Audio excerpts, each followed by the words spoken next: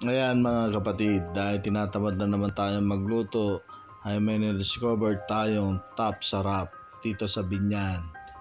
Located at Olivares South, Binyan, Laguna. Dito lang po yan sa may Santo Tomas. Yan pong mapapansin nyo na set nila ay mukbang silog 12 bilao. So, 12 size po yan. May 4 na ulam, may 4 na fried egg, garlic fried, rice, salt egg, and tomato. Good for 4 to 5 person, 479 pesos lang. Kaya ano pang hinihintay nyo? Order na kayo.